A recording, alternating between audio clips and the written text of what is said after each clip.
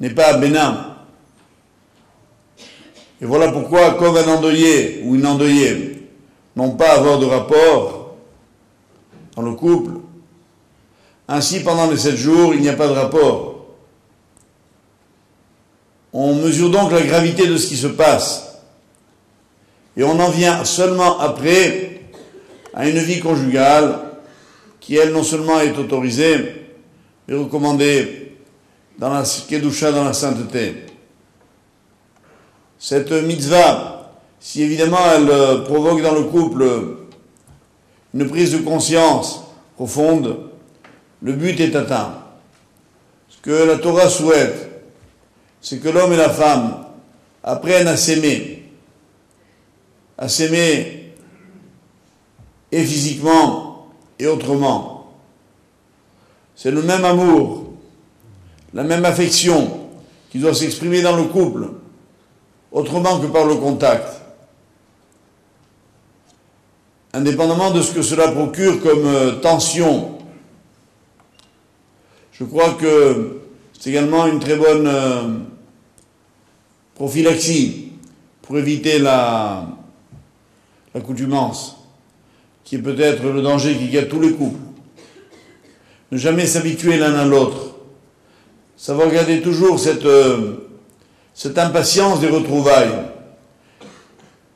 Il n'y avait que le Créateur pour avoir le génie de nous l'imposer. Au lieu de le considérer comme une punition, le couple doit mesurer que Nida est une chance, une faculté d'intensifier les retrouvailles dans un contexte nouveau et surtout de permettre un nouveau démarrage de la vie. Ce démarrage qu'on appelle dans la tradition en quelque sorte la lune de miel, tout le monde n'a pas les moyens de refaire une lune de miel tous les mois. Nous, oui.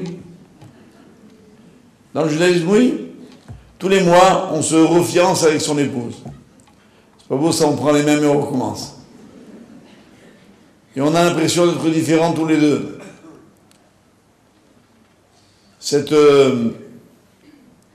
émotion de la vie conjugale rythmée par le migré est une véritable bénédiction divine.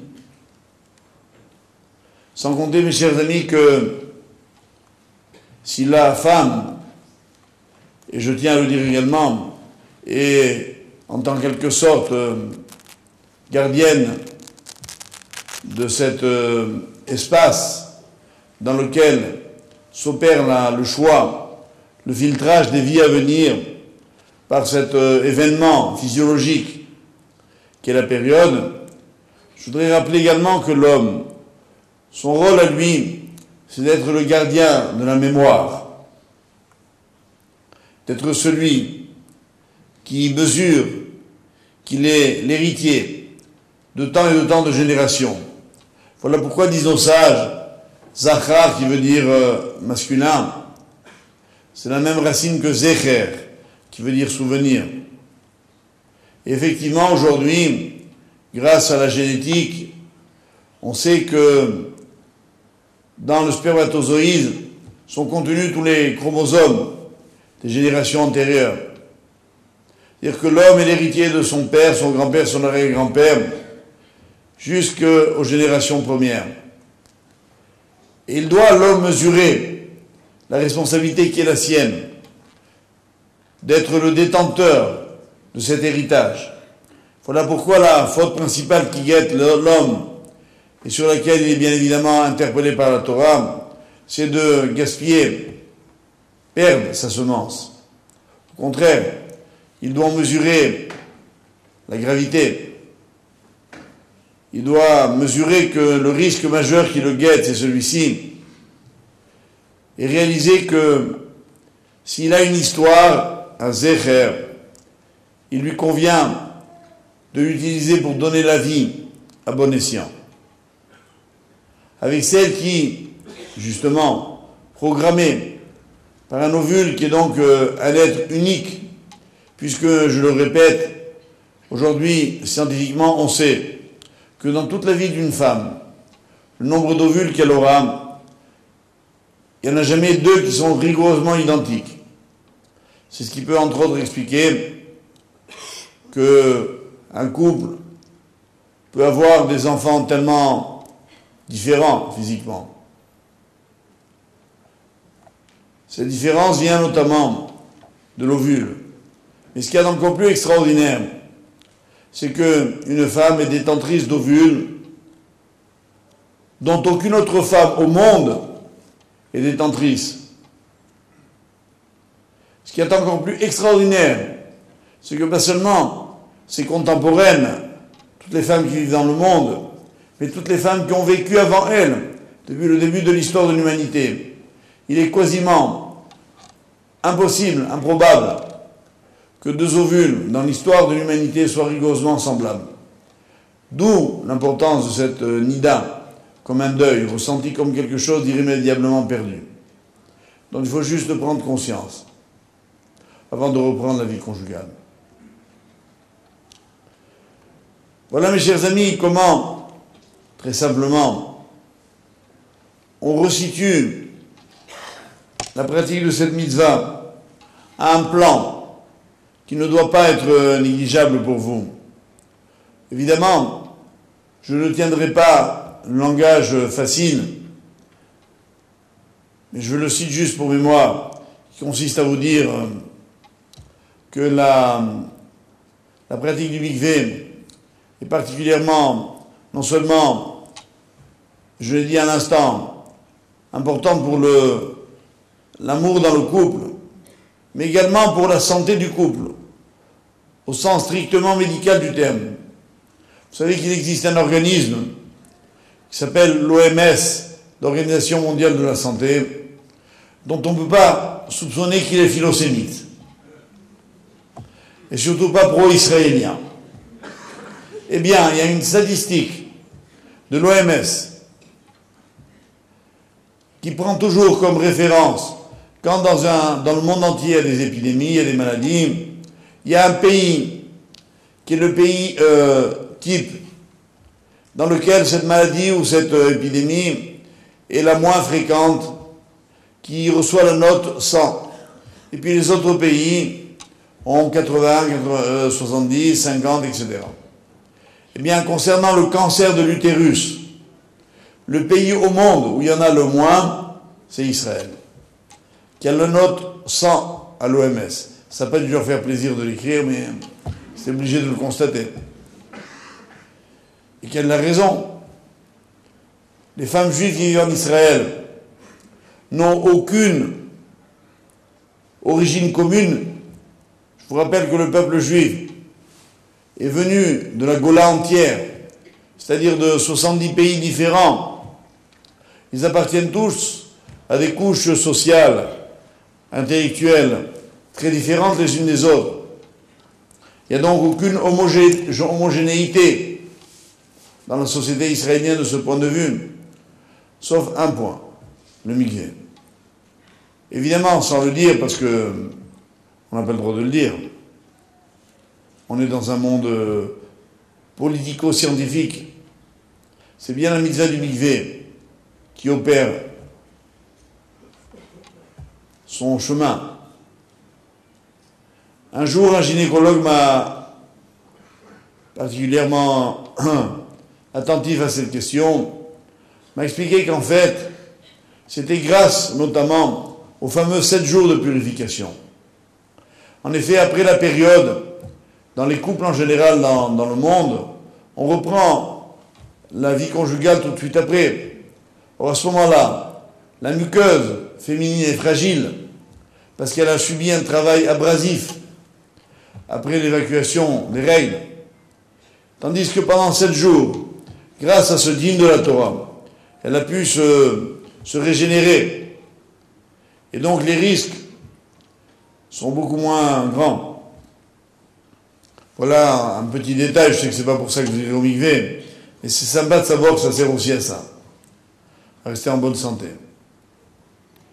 Maintenant, je me dois de vous dire évidemment que, indépendamment de ces aspects-là, purement scientifiques et vérifiables, indépendamment des aspects purement plan affectif.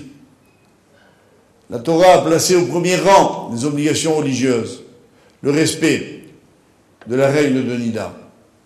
Ne pas respecter le mikvé, c'est aussi grave que de manger le jour de Kippour, que de manger du pain à Pessah. C'est puni de la même peine de karet, qui veut dire le retranchement, qui signifie ou bien l'absence de monde futur, ou bien parmina une mort prématurée, ou bien sans descendance. Barminan. Tout cela, le mikvé nous en protège. Mais ne le faites pas, mes chers amis, parce que vous auriez en arrière-plan ces idées-là. Mon devoir de Rav, c'est de vous le dire, pour que vous mesuriez à quel prix la Torah a attaché à l'observance de cette mitzvah.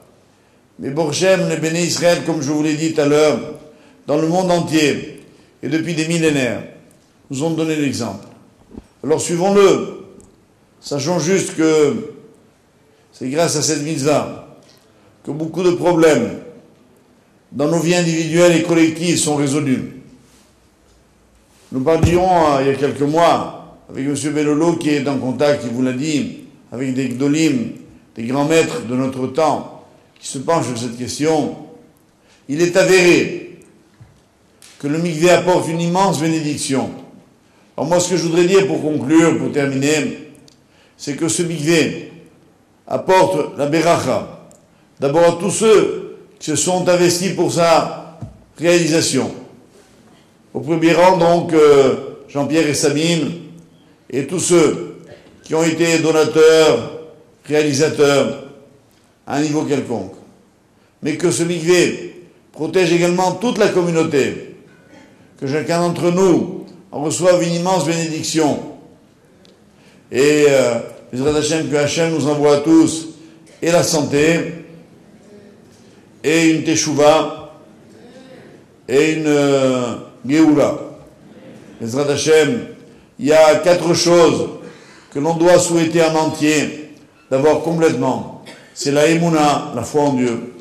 C'est la teshuva, le repentir. C'est la refoua, la guérison. Et la geoula, la délivrance. 4 lettres qui font ensemble le mot etrog. Etrog, qui est le fruit que la Torah donne comme étant péri et tzadar, celui du parfum et du goût parfait. Eh bien, je souhaiterais que vous partiez ce soir avec le parfum de la mitzvah accomplie et que Bezrat Hashem, on ait l'occasion de constater ensemble que les 4 cadeaux de Emouna, de Teshuva, de Refoua et de Geoula, on les a bien reçus.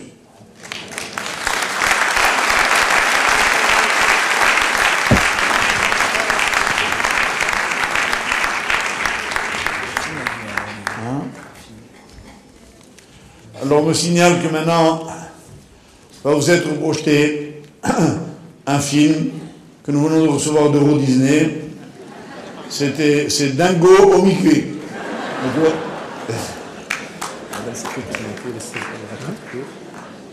Ah oui, on précise également que le cours de ce soir est le premier d'une série de shiurim sur le thème du mikvé et de la Nida.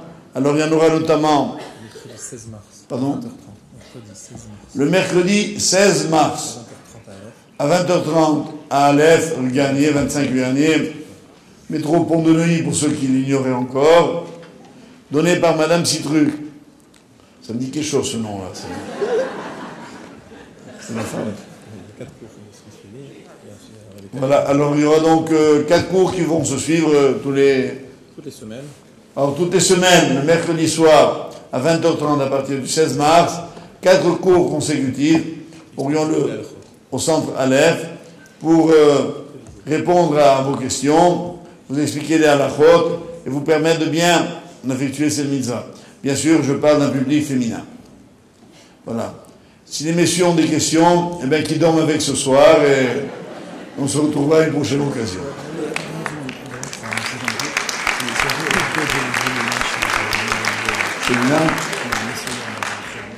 Alors, je voudrais donner enfin 2 dernières précisions. La première, c'est que j'aurais dû le dire en commençant, je souhaite que ce cours soit donné à la mémoire de la grand-mère de mon gendre Dov Curiel, donc Madame Curiel, Aléa Shalom, qui est décédée il y a peu de temps, qui s'appelait Mesoda Bat Rachel, Aléa Shalom. Et deuxièmement, vous rappelez que le prochain cours du lundi, parce que nous sommes lundi, ce cours qui normalement a lieu à la Victoire, pendant quelques semaines d'ailleurs, on va un peu se promener. Alors le prochain cours aura lieu, Bezrat Hashem. S'il y avait un changement, on l'annoncera à la radio au niveau du lieu. Mais la date, c'est le lundi 11 avril. 11 avril, notez-le.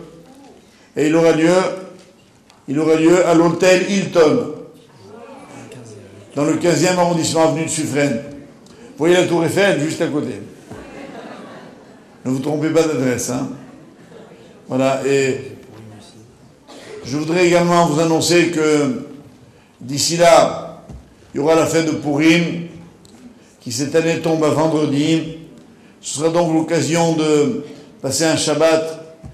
Pour ceux qui le souhaitent, nous organisons un Purim communautaire avec un Shabbat qui aura lieu dans la banlieue parisienne, dans un hôtel, un nouveau hôtel, je crois, à côté de Fontainebleau. Voilà, donc ceux qui veulent des renseignements sur l'organisation de Purim et du Shabbat peuvent téléphoner au numéro 17, c'est des pompiers, ils vous enverront à quelle heure? À Aleph aussi. Non, il y a un numéro. Voilà, il y a un numéro que je vais donc maintenant vous donner, dès que moi je le connaîtrai, qui est le 0, je connais que le premier chiffre. Lui donne-moi 20. Il vaut mieux me le... Voilà, merci.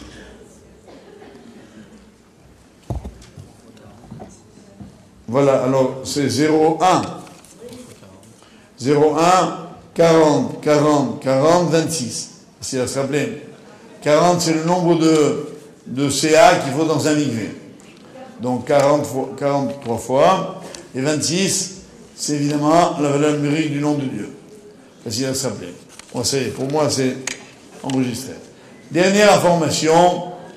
Nous organisons depuis maintenant 4 ans un voyage en Israël communautaire chaque année avec le consistoire central qui aura lieu cette année du dimanche 27 mars au dimanche 3 avril. Comme entre-temps on ne se reverra pas dans le cadre du cours, je vous rappelle que ce voyage évidemment est comme toujours très très riche, très intéressant. Avec l'aide de Dieu, j'y serai tenir à sol moi-même et vous pouvez avoir des renseignements au... Non, pas exagérer. Vous appelez au consistoire central au 49 70 88 00. Je répète, 0